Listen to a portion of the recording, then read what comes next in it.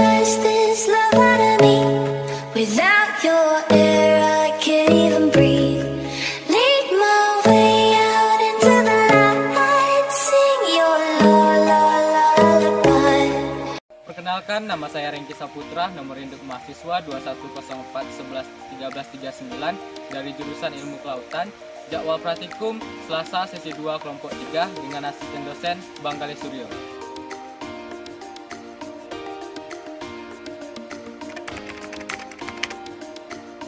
Bentos adalah organisme dasar perairan, baik berupa hewan zoobentos maupun tumbuhan fitobentos yang hidup di permukaan dasar maupun di dalam dasar perairan.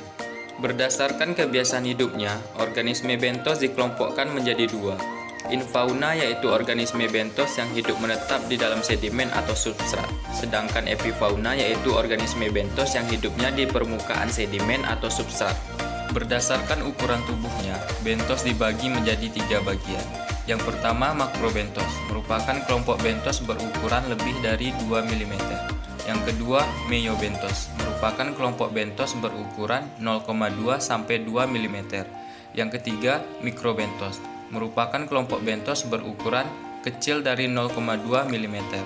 Pada praktikum ini, metode yang digunakan adalah metode tangkap segera dengan menggunakan alat sebagai berikut. 1 pipa paralon, 2 plastik sampel, 3 saringan bentos, 4 cawan Petri, 5 mikroskop dissecting.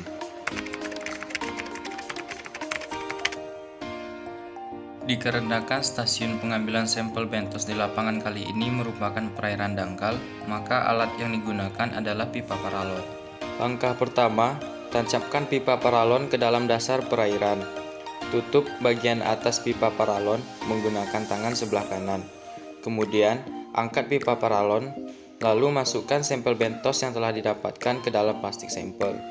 Langkah selanjutnya, saring sampel menggunakan saringan bentos.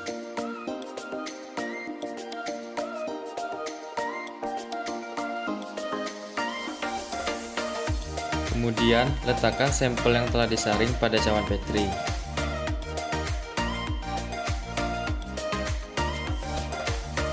Lalu, amati sampel bentos menggunakan mikroskop, kemudian identifikasi sampel dengan menggunakan buku identifikasi. Setelah melakukan identifikasi menggunakan buku identifikasi, untuk mencari kelimpahan bentos digunakan rumus sebagai berikut.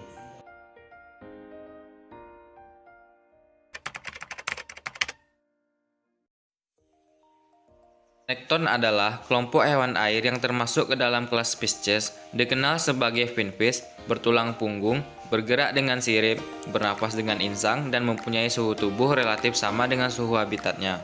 Nekton berasal dari bahasa Yunani yang berarti berenang. Ilmu yang mempelajari tentang nekton disebut dengan nektologi, sedangkan orang yang mempelajari ilmu tentang nekton disebut nektologis.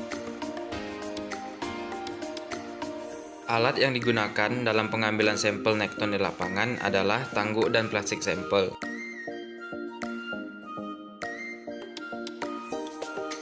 Setelah sampel kita dapatkan, kemudian pindahkan ke dalam plastik sampel, lalu bawa ke laboratorium untuk diidentifikasi.